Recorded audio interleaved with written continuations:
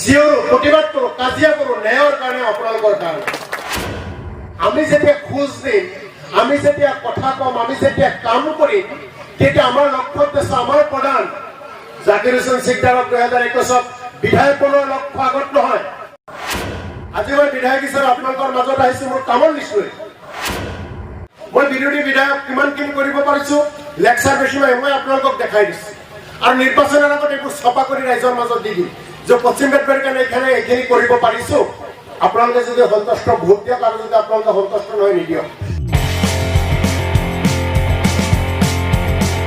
আপোনালোকে যদি গোটেই ভাৰতবৰ্ষৰ ৰাজনীতিৰ বুৰঞ্জীখন মেলি লয় নিশ্চিতভাৱে অধ্যয়ন কৰি কথাবোৰ আপোনালোকৰ সন্মুখত জল পট হৈ যাব কিন্তু ভাৰতবৰ্ষত মাত্ৰ এটাই ৰাজনৈতিক দল ভাৰতীয় জাতীয় কংগ্ৰেছ দল কিন্তু প্ৰধানমন্ত্ৰী মুখ্যমন্ত্ৰী MLA MP পঞ্চায়তৰ প্ৰতিনিধি হ'বলৈ ইলেকশ্যন খেলিবলৈ এই ভাৰতীয় জাতীয় কংগ্ৰেছ দলৰ জন্ম হোৱা নাছিল ভাৰতীয় জাতীয় কংগ্ৰেছ দলৰ জন্ম হৈছিল ভাৰতৰ মানুহখিনিক স্বাধীনতা দিবলৈ ভাৰতীয় মানুহখিনিক ন্যায় দিবলৈ ভাৰতৰ মানুহখিনিক অধিকাৰ ঘূৰাই আনিবলৈ আৰু তাক কৰিবলৈ ইংৰাজসকলৰ বিৰুদ্ধে যুদ্ধ কৰি পৰাধীনতাৰ শিকলিৰ পৰা মুক্ত কৰি এই ভাৰতবৰ্ষক এখন স্বাধীন কৰি এখন গণতান্ত্ৰিক ৰাষ্ট্ৰ কৰাৰ লক্ষ্যৰে ভাৰতীয় জাতীয় কংগ্ৰেছ দলৰ জন্ম হৈছিল এই কথাবিলাক কিন্তু আমি সকলোৱে জনা উচিত বেলেগ দলে আহিব নিৰ্বাচন খেলিব তেওঁলোকৰ লক্ষ্য উদ্দেশ্য আৰু আমাৰ লক্ষ্য উদ্দেশ্যৰ মাজত বহুত পাৰ্থক্য তেওঁলোকে নিৰ্বাচন খেলিব কোনোবাক বিধায়ক MP বনাব বনাই থাকক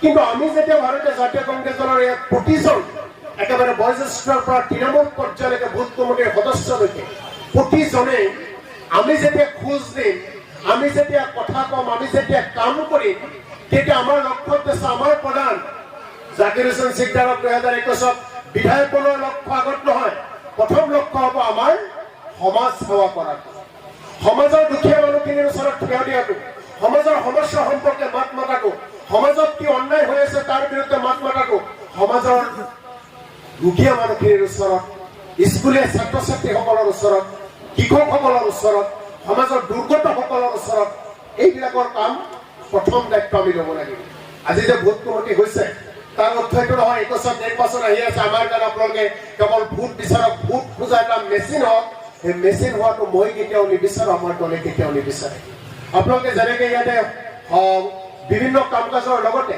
ইয়াতে যেনেকৈ বিভিন্ন সমস্যা ইয়াতে মোক বিভিন্ন কেইটা সমস্যা কৈছে মই ভাবোঁ ইয়াত আৰু সমস্যা ইয়াতে আছে এই সমস্যাবিলাক এজন ভোট কমিটিৰ সভাপতি আৰু গোটেই কমিটিটোৰ দায়িত্ব হ'ল যে আপোনালোকৰ সেই ভোট কমিটিত অৰুণোদয় আঁচনি বিধৱা মানুহে পাইছেনে নাই আপোনালোকৰ ভোট কমিটিৰ এলেকাত বিকলাংগ মানুহে অৰুণোদয় আঁচনি পাইছেনে নাই আপোনালোকৰ সেই এলেকাত কোনোবা ছোৱালী আছে কিন্তু বয়স পাৰ হৈ গৈছে বিয়া হোৱা নাই সেই ছোৱালীজনে সেই আঁচনি পাইছেনে নাই আপোনালোকৰ ভোটত কোনোবাই বিয়া হৈছিল ঘূৰি আহিছে কোনোবা ডিভোৰ্চ দিছে এই ডিভোৰ্চী মহিলাজনী অৰুণোদয় আঁচনি পাইছেনে নাই আপোনালোকৰ সেই একেবাৰে দুখীয়া মানুহে আঁচনিটো পাইছেনে নাই এই কথাবিলাক আপোনালোকে লক্ষ্য ৰাখিব লাগিব আপোনালোকৰ গাঁৱত নদী ইয়াতে পল্লা নদী আছে তাৰ মাথাউৰিৰ সম্পৰ্কে কৈছে মাথাউৰিটো বাৰিষাৰ আগত বান্ধিব লাগিব ৰাস্তা ঘাট বেয়া হৈ আছে তাৰ কাৰণে আপোনালোকে ক'ব লাগিব ৱাৰ্ড মেম্বাৰ প্ৰেচিডেণ্ট কাউন্সিলৰ জিলা পৰিষদ MLA মণ্ডল কংগ্ৰেছক ব্লক কংগ্ৰেছক এই কথাবিলাক আপোনালোকে আগত কৰিব লাগিব মানুহৰ ওচৰত আমি যেতিয়া ভোট বিচাৰিবলৈ যাওঁ কেৱল নামত ইলেকশ্যন আহিলে ভোট খুজিলে ভোট নিদিয়ে যদি আপোনালোকে কাম কৰিব নোৱাৰে আমি আপোনালোকক মই অনুৰোধ জনাইছোঁ যে আজি উপস্থিত থকা প্ৰতিজন ভোটৰ কৰ্মকৰ্তাসকলে আপোনালোকৰ অঞ্চলত যে আপোনালোকে মানুহখিনিৰ কাম কৰিব লাগিব আজি বালা আপোনালোকৰ ভোটৰ কোনোবাই টান এটা বেমাৰ হ'ল গুৱাহাটী মহাবিদ্যালয় চিকিৎসা মহাবিদ্যালয়ত ভাঙাগড় লৈ গ'ল সেই মানুহজন দুখীয়া ভালকে চিনি জানি নাপায় আমি দৰকাৰ হ'লে ভোট কমিটিৰ কোনোবা কৰ্মকৰ্তাই তেওঁৰ লগত যাব লাগিব সেই বেমাৰৰ বিষয়ে আমি মণ্ডলক ক'ব লাগিব মণ্ডলে ব্লকে MLA বা আপোনালোকে MLA ক'ব লাগিব আমি তেখেতক সহায় কৰিব লাগিব ৰোগীজনৰ কিবা ব্লাডৰ প্ৰয়োজন হৈছে তেওঁৰ আত্মাৰ কোনো ব্লাড নাই আমি ভাৰতীয় জাতীয় কংগ্ৰেছ দল আমাৰ লগত যোগাযোগ কৰিব ব্লাড লাগিব লগা কোনোবাক আমাৰ কোনোবাই কৰ্মকৰ্তাক আমি লৈ যাম তেওঁক ব্লাডটো দান কৰিব লাগিব কেনেকৈ ভাৱে আমি কামবোৰ কৰিব লাগিব গতিকে এই কামবোৰ কৰাৰ ক্ষেত্ৰত আগতে এটা সময় আছিল আমাৰ ভাৰতীয় ইয়াতে 33 বছৰ পিছত আপোনালোকে এজন কংগ্ৰেছৰ বিধায়ক আপোনালোকে জয়যুক্ত কৰিছে কংগ্ৰেছৰ বিভিন্ন নিয়ম নীতিৰ পৰা আমি ফালৰি কাটি এটা বেলেগ লাইনত আমি গতি কৰিছিলোঁ কিন্তু লাহে লাহে সেই গতিবোৰ আমি বেলেগ লাইনত আনিবলৈ বাধ্য হৈছোঁ এটা সময়ত ভোট কমিটিবোৰ বিভিন্ন চাহ দোকানত হৈছিল বিভিন্ন মানুহৰ ঘৰত হৈছিল কিন্তু মই কৈছোঁ এইবাৰ নহ'ব নৱনিযুক্ত ভোটৰ সভাপতি আব্দুল আজিজ ডাঙৰে অহাৰ পিছৰ পৰা এই কামবোৰ গণতান্ত্ৰিকভাৱে হ'ব ধৰিছে। আগতেও আমি বিচাৰিছিলোঁ বিভিন্ন ক্ষেত্ৰত আমি কামবোৰ কৰিব পৰা নাই। আমি কংগ্ৰেছৰ আপোনালোকে বিধায়ক বনাইছিল যোৱা 4.5 বছৰত আপোনালোকক কিমান ভাল কৰিব পাৰিছো, বেয়া কৰিব পাৰিছো, সেয়া তাৰ উত্তৰ আপোনালোকৰ আছে, তাৰ মাৰ্ক দিয়াৰ ক্ষমতা আপোনালোকৰ হাতত। গতিকে মই ক'ব বিচাৰিছো আগন্তুক দিনত এজন বিধায়কে অকলে একো কৰিব নোৱাৰে যদি মণ্ডল কমিটি, ব্লক কমিটি, ভোট কমিটিসমূহ নিয়মিতভাৱে নাথাকে। গতিকে আমি সেই কামবোৰ কৰিব বিচাৰি আছো। পানীৰ টেংকিত পানী থাকিল, পাইপেৰে আমি টেপটো খুলি দিলে যেতিয়া পানীটো নোলায় টেংকিক আমি দোষাৰোপ কৰোঁ। অথচ টেংকিত ফুল টেংকি পানী, পাইপটো টেপটো খুলিলে নোলায়, মাজত কৰবাত ফুটা আছে। বিধায়ক হিচাপে যোৱা 4.5 বছৰে যিমানখিনি কাম কাজ কৰাৰ ক্ষমতা পাইছিলোঁ সকলোখিনি ক্ষমতা ব্লক কংগ্ৰেছ, মণ্ডল কংগ্ৰেছ ভোটৰ জৰিয়তে কৰিবলৈ যত্ন কৰিছিল।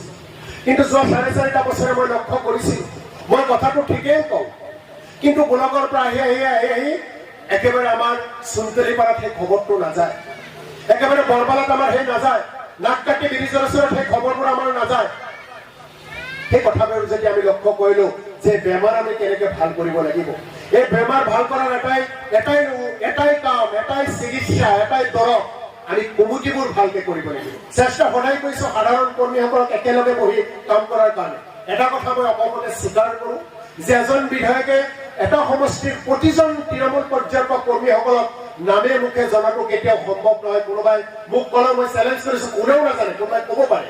গতিকে এই যে এটা চিষ্টেম, বুথ কমিটি, মণ্ডল কমিটি, ব্লক কমিটি, এই চিষ্টেমৰ মাজেৰে মহিলা কংগ্ৰেছ কমিটি, যুৱ কংগ্ৰেছ কমিটি, NSY, সেৱা দল, সংখ্যালঘু কোষকে ধৰি বিভিন্ন এই চিষ্টেমৰ মাজেৰে যেতিয়া আমি যাওঁ নিশ্চিতভাৱে এজনৰ লগত আনজনৰ এটা সংযোগ থাকিব। আৰু এই সংযোগ যেতিয়া কাটাকাটি থাকে, প্ৰেচিডেণ্ট এজনে কেৱল নামমাত্ৰ আহিছে গৈছে, লগত কোনো নাই, তেতিয়া আমাৰ সেই টেংকিৰ পানীটো টেপত আহিব নোৱাৰে।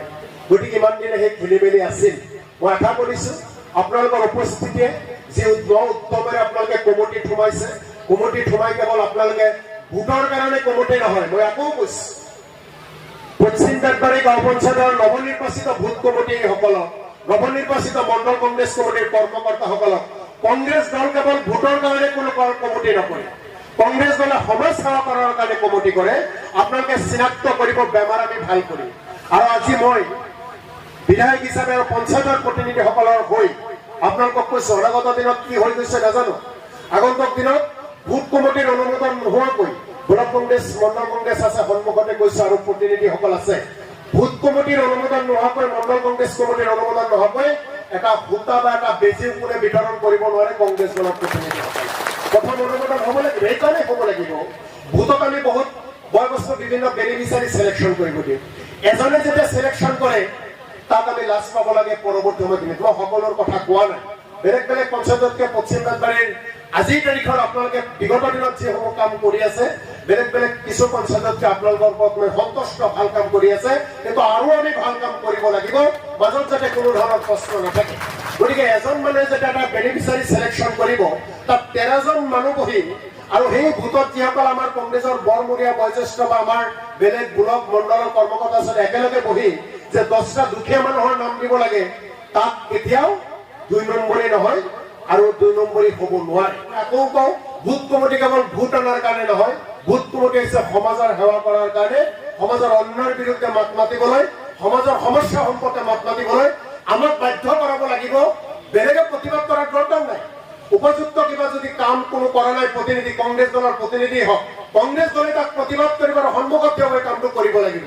সামৰ্থ্য যদি থাকে এইটো কৰিব লাগিব, তাত কোনো ভুল নাই। আমি বেলেগক আন্দোলন কৰিব নালাগে, আপোনালোকে আন্দোলন কৰি নিজৰ কামখিনি সমাধান কৰিব লাগিব।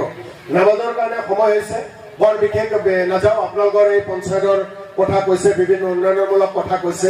লকডাউনে যি সপোন দেখিছিলো বিধায়ক হোৱাৰ পিছত এটা সপোন লৈ বিধায়ক হৈছিলো। মন্ত্ৰী MLAৰ ঘৰৰ পৰা আহি বিধায়ক হোৱা নাই, দূৰৰ পৰা আহি বিধায়ক হোৱা নাই। ইয়াৰ বতাহ, বায়ু বতাহ, পানীৰ লগত আগৰ পৰাই জড়িত, প্ৰত্যেকটো অঞ্চল, প্ৰত্যেকটো ব্যক্তিৰ লগত আগৰ পৰাই জড়িত হৈ আছো। ইয়াৰ সমস্যাৰ লগত, ধূলি মাকতিৰ লগত নিজে জড়িত। গতিকে কোনটো কাম কৰিব লাগে, কোনটো কাম কৰিছো, কোনটো আৰু কৰিব লাগিব, এই কথাবিলাক নিজৰ মনৰ ভিতৰতে ছবি আছে। চেষ্টা কৰিছো বিধানসভাৰ ভিতৰত, বিধানসভাৰ বাহিৰত বিভিন্ন অফিচাৰৰ লগত লৈ ইতিমধ্যে কোনো এটা কামেই চেষ্টাৰ কোটিকৰণে কৰাবলৈ যত্ন সদায় কৰি আহিছো। দিল্লীত বিজেপি চৰকাৰ, দিছপুৰত বিজেপি চৰকাৰ, এই কথাবিলাক আপোনালোকে সকলোৱে জানে। বিৰোধী দলৰ বিধায়ক আৰু বিৰোধী দলৰ বিধায়ক হোৱাৰ লগে লগে মুখ বন্ধ নহয়, মুখ খোলা বিধায়ক। আপোনালোকে বিধায়কজন মুখ খোলা, কোনো অন্যায় দেখো লগে লগে প্ৰতিবাদ কৰোঁ, কোনো বেয়া কথা কয় তাক খামুচি মাৰি ধৰোঁ, চিঞৰো, প্ৰতিবাদ কৰোঁ, কাজিয়া কৰোঁ, ন্যায়ৰ কাৰণে, আপোনালোকৰ কাৰণে। গতিকে এইবিলাক কাৰণেও বেয়া পায়। ৰঞ্জিত দাসে ইতিমধ্যে 10 কোটি টকাৰ এটা কেছ লগাই থৈছে যাতে মোৰ মুখ বন্ধ হয়। 10 কোটি টকাৰ কেছ কৰাৰ আগত ৰঞ্জিত দাসৰ নামটো এবাৰ লৈছিলো, কেছ কৰাৰ পিছত এবাৰ 2বাৰ 3বাৰ। আৰু আজিও আপোনালোকক কৈছো, সৰ্বক সমষ্টিত ৰঞ্জিত দাসক এবাৰ পৰাজিত কৰিব লাগিব। আমি যাব লাগিব। যিজনে কয় বৰপেটাত আহিলে পাকিস্তান লাগে, এই ৰঞ্জিত দাসক 2021 চনত তাত পৰাজিত কৰিব লাগিব। এই কথাখিনি আপোনালোকৰ আশীৰ্বাদ বিচাৰিছো আৰু তাৰ কাৰণে আগতীয়াকৈ সময় বিচাৰিছো। দলে যদি মোক টিকেট দিয়ে নিৰ্বাচন খেলিম। 16 চনৰ নিচিনা ফুল টাইম আপোনালোকৰ ইয়াত দিব নোৱাৰিম সমষ্টি। আপোনালোকে আছে মানে যথেষ্ট, কাৰণ ৰঞ্জিত দাসক ধৰিব লাগিব, তাক ধৰিব লাগিব। তাক ধৰাৰ কাৰণে সৰ্বগত মই অলপ সময় দিব লাগিব। দিবনে নাই মোক অলপ সময়? শ্ৰদ্ধাৰাজ ৰঞ্জিত দাসক ধৰিব লাগিব। নিজে বিধায়ক আপোনালোকে মুক্ত বনাব, তাৰ লগত সি যাতে আৰু দিছপুৰত যাব নোৱাৰে সেই ব্যৱস্থা কৰিম। আজি আপোনালোকক প্ৰতিশ্ৰুতিৰে মই দি গৈছো। গতিকে আজি আগন্তুক দিনসমূহত ইতিমধ্যে আপোনালোকে দেখিছে নৰেন্দ্ৰ মোদী আৰু সৰ্বানন্দ সোণোৱাল ডাঙৰীয়াই কিবোৰ আৰম্ভ কৰিছে। যেতিয়া এখন চৰকাৰ হয়, সেই চৰকাৰে তেওঁলোকৰ কাৰ্যকাল সমাপ্ত কৰাৰ পিছত দ্বিতীয়টো কাৰ্যকালত যোৱাৰ আগতে তেওঁলোকে কামৰ লিষ্ট লৈ যাব লাগে। আজি মই বিধায়ক হিচাপে আপোনালোকৰ মাজত আহিছো মোৰ কামৰ লিষ্ট লৈ। মই বিৰোধী বিধায়ক কিমানখিনি কৰিব পাৰিছো লেকচাৰ বেছি নহয়, মই আপোনালোকক দেখাই দিছো। আৰু নিৰ্বাচনৰ আগত এইবোৰ ছপা কৰি ৰাইজৰ মাজত দি দিম যে পশ্চিম বেটবাৰীৰ কাৰণে এইখিনি কৰিব পাৰিছো। আপোনালোকে যদি সন্তুষ্ট ভোট দিয়ক, আৰু যদি আপোনালোকে সন্তুষ্ট নহয় নিদিয়ক। কিন্তু বহুত বিধায়ক পাৰ হৈ গৈছে, মই তুলনা নকৰোঁ, কিন্তু এনেকুৱা মিটিং কাৰো কৰাৰ ক্ষমতা নাই, কৰাও নাই। আগতে কোনোবাই এনেকুৱা মিটিং কৰিছে? কোনোদিন নকৰে। মই মানুহক প্ৰশ্ন, মই আকৌ আহিম আপোনালোকৰ মাজত নিৰ্বাচনৰ আগত, আৰু সেইদিনা ৰাজহুৱা সভা পাতিম বৰবালাত, প্ৰশ্ন কৰিব, উত্তৰ দিম। যিমানখিনি কৰিব পাৰিছো চেষ্টা কৰিছো, চেষ্টা কৰাৰ প্ৰমাণো দেখুৱাই দিম। গতিকে এইবিলাক কৰাৰ কাৰণে আজি মানুহৰ মাজত আমি আহিছো। মিটিংখন নকৰিলেও হ'লেহেঁতেন, কিন্তু আমি কৈছো মানুহৰ মনৰ বা বতৰাখিনি আমি ল'ব লাগিব, কি কৰিলে আৰু কি কৰিব লাগে। কিন্তু আজি চৰকাৰখনে তেওঁলোকে উন্নয়নৰ কথা ক'ব লাগে, কিন্তু তাৰ বাদ দি তেওঁলোকে আৰম্ভ কৰিছে মোগলৰ আক্ৰমণ। তাৰ বাহিৰে তেওঁলোকে আৰম্ভ কৰিছে 65 আৰু 35% আক্ৰমণ। গতিকে এই যে বিজেপিৰ বিষয়ে কিবা ক'ব লগা আছে নেকি? বিজেপিৰ বিষয়ে কিবা ক'ব লগা আছে নেকি? সৰ্বানন্দ হিমন্ত এওঁলোকৰ কাম কাজবোৰতো চাই আছে।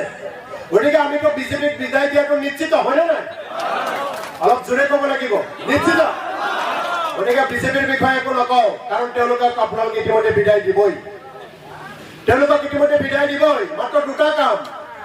1 নম্বৰ কাম, আগতে এইখন অসম আছিল শংকৰাজানৰ অসম। এতিয়া বিজেপি আজানটো কাটি দিব বিচাৰিছে। আজান হল মুছলমান।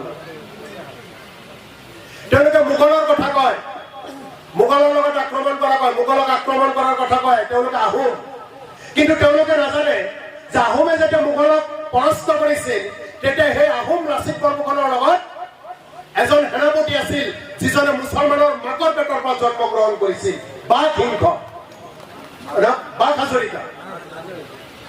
হাজৰিকা। গতিকে সেই ইছমাইল ছিদ্দিকী তেওঁহে আচল সেনাপতি আছিল, কিন্তু ওলোটাই আমাক মোগল কয়। কিন্তু আমি কি কওঁ? মোগলৰ লগতো কেৱল মুছলমান নাছিল, মোগলৰ লগতো হিন্দু মানুহ আছিল। ৰামসিংহ আছিল সেনাপতি মোগলৰ। গতিকে হিমন্ত সৰ্বানন্দ সোণোৱাল এওঁলোকে মোগলৰ এই ৰামসিংহৰ সেনাপতিৰ বংশধৰ একজন, আৰু আমি লাচিত বৰফুকনৰ লগত থকা এই বাঘ হাজৰিকাৰ একজন বংশধৰ। আমি ইয়াতে আছো আৰু ইয়াতে থাকিম। তেওঁলোকে ধৰ্ম নিৰপেক্ষতা গুচাই দিব বিচাৰে মোদীয়ে। আমি কৈছো ধৰ্ম নিৰপেক্ষতা এতিয়া গুচাব নোৱাৰে। ইয়াতে হিন্দু মুছলমান চব থাকিব। এই দুটা কাম লৈ তেওঁলোকে যুঁজি আছে, আৰু তেওঁলোকৰ কাম কাজবোৰতো আপোনালোকে দেখিছে। গতিকে মই বিজেপিৰ বিষয়ে কৈ সময়বোৰ লছ নকৰো। মই জানো আপোনালোকে সকলো ঐক্যবদ্ধ হৈ বিজেপিৰ বিৰুদ্ধে যুঁজিব। বিহাৰত দেখা পাইছে কিমান মানুহ আহিছে। উজনি অসম তেওঁলোকে কয়, উজনি অসমত তেওঁলোকৰ ভাল নহয়, যাৰ কাৰণে আজি তেওঁলোকে ধৰ্মৰ নামত মানুহক ভাগ কৰিব বিচাৰিছে। গতিকে মোৰ বিশ্বাস আপোনালোকে নিশ্চিতভাৱে আগন্তুক দিনত বিজেপিৰ সাম্প্ৰদায়িক শক্তিৰ বিৰুদ্ধে কাম কৰি আছিল, আছে আৰু থাকিব, মই বিশ্বাসী।